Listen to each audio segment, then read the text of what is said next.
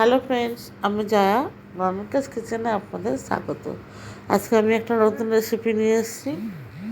রেসিপিটা আপনারা স্কিপ না করে দেখার অনুরোধ রইল।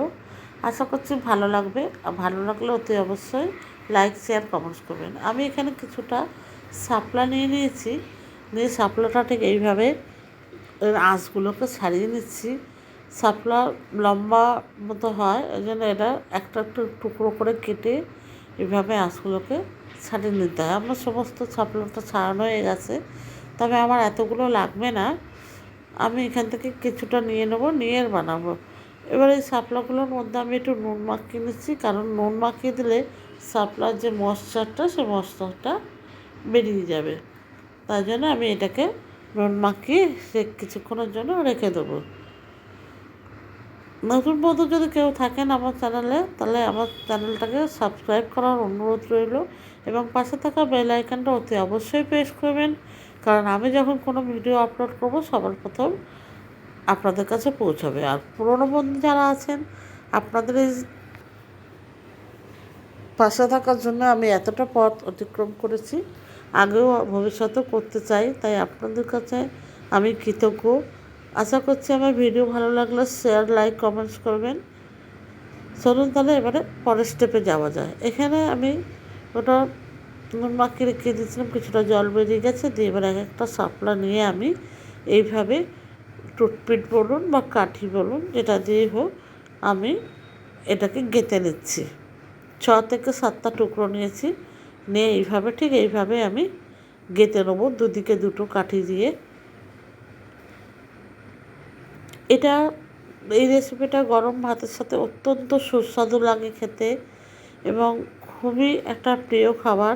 যারা শাপলা খেতে না চায় তাদের এটা খুব ভালো লাগবে। এটা ঘরে বানাবেন বন্ধুরা, আপনারা যারা খাবে না তারাও এটা চেয়ে চেয়ে খাবে।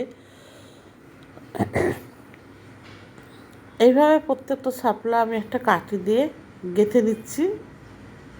6 থেকে 7টা টুকরো নিয়েছি, নিয়ে আমি ভালোভাবে গেঁথে তৈরি করে নিচ্ছি। এইভাবে প্রত্যেকটা আমি গেঁথে নেব। দুদিক দিয়ে কাটি দিয়ে ভালো করে আমি গেঁথে নিচ্ছি। নতুন পুরনো বন্ধু উভয়কেই আমার আন্তরিক ভালোবাসা এবং উভয় আমার পাশে থাকবেন আশা করব। এবার আমি এগুলোকে একটু ধুয়ে নিচ্ছি জল দিয়ে হালকা হালকা করে।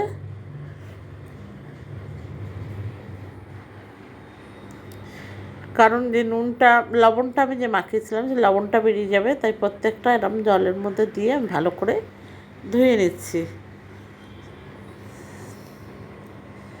এবার আমি একটা বাটিতে নিয়ে নিয়েছি 2 থেকে 3-4 চামচ মতো বেসন,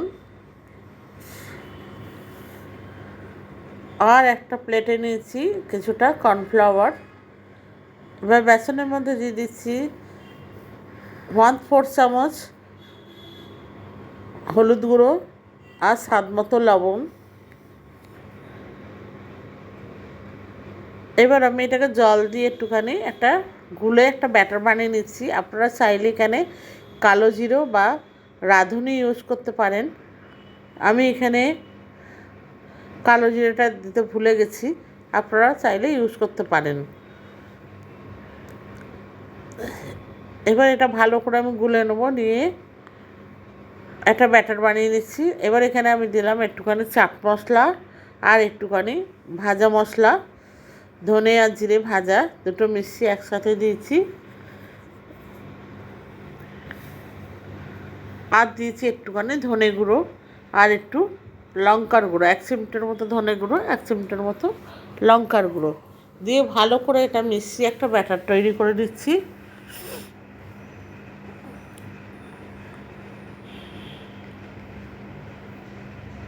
ভালো করে মেশানো হয়ে গেছে। এবার আমি ওভেনে একটা কড়াই বসিয়ে দেবো। কড়াইতে আমি সাদা তেল দিয়ে দিচ্ছি ভাজার জন্য। দিয়ে এইবারে ওই শাপলা যেটা তৈরি করেছিলাম কাঠি দিয়ে, সেটাকে আমি বেসনের মধ্যে প্রথমে ডুবিয়ে তারপর কর্নফ্লাওয়ারের মধ্যে ডুবাচ্ছি। কর্নফ্লাওয়ারটা মাখিয়ে আমি আবার বেসনের মধ্যে দেবো, ব্যাটারের মধ্যে।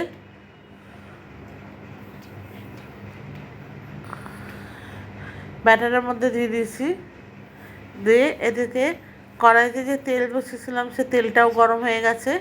দিয়ে এবার কড়াইয়ের মধ্যে আমি এটা দিয়ে দেবো ভাজার জন্য। এবার এটা ধিমি আছে, হালকা হালকা আছে, এটাকে ভাজবো।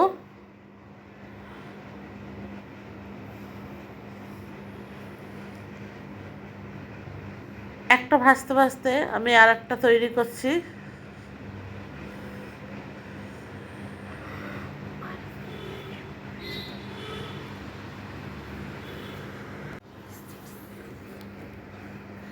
এইভাবে আমি সমস্ত শাপলাগুলোকে যেটা রেডি করে রেখেছিলাম সেটা আমি একবার বেসনে আর একবার কর্নফ্লাওয়ারে ডুবিয়ে ডুবিয়ে ভালো করে ভেজে নেব।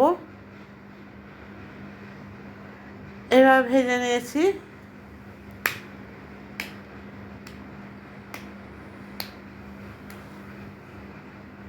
সমস্তগুলো ভাজা হয়ে গেছে। এবার ভাজা হয়ে গেছে দুটোই। এবার আস্তে আস্তে একটা একটা করে আমি অন্য একটা পাত্রে তুলে নিচ্ছি।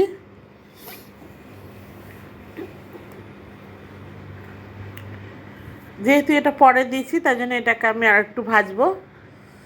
আমি আরেকটা বানিয়ে আবার তেলের মধ্যে ছেড়ে দিচ্ছি।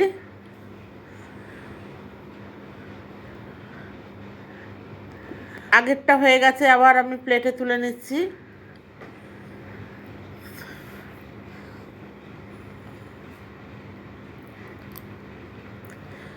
নতুন বন্ধু যারা আছেন আমার চ্যানেলটাকে যদি সাবস্ক্রাইব না করে থাকেন তাহলে আপনাদের কাছে অনুরোধ আমার চ্যানেলটাকে সাবস্ক্রাইব করে নেবেন।